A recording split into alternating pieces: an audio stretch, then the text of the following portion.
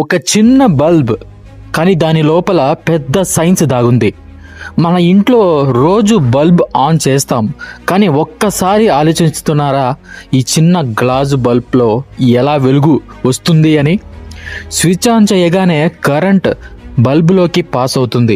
Bulb లోపల ఉన్న చిన్న సన్నని వైర్ని ఫిలమెంట్ అంటారు.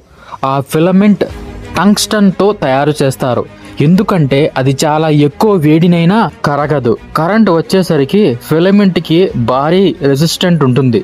రెసిస్టెంట్ అంటే కరెంట్కి అడ్డం పడితే ఏమవుతుంది? వేడి పెరుగుతుంది.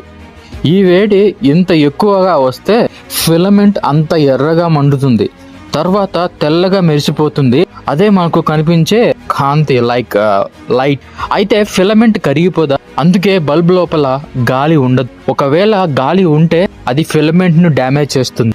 కానీ ఇక్కడ వ్యాక్యూమ్ లేదా ఆర్గాన్ గ్యాస్ ఉంటుంది. గాలి లేకపోతే ఫిలమెంట్ కాలిపోదు. ఇదే కారణంగా బల్బ్ చాలా వేడి, కానీ అంత ఈజీగా కాలదు.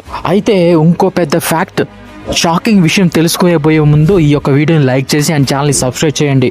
విషయం ఏంటంటే, బల్బ్ తీసుకునే ఎనర్జీలో 90% వరకు వేడిగా పోతుంది. కేవలం 10% మాత్రమే కాంతిగా ఉంటుంది, అంటే లైట్ వస్తుంది. అందుకే ఇప్పుడు ఎల్ఈడి బల్బ్స్ వచ్చాయి.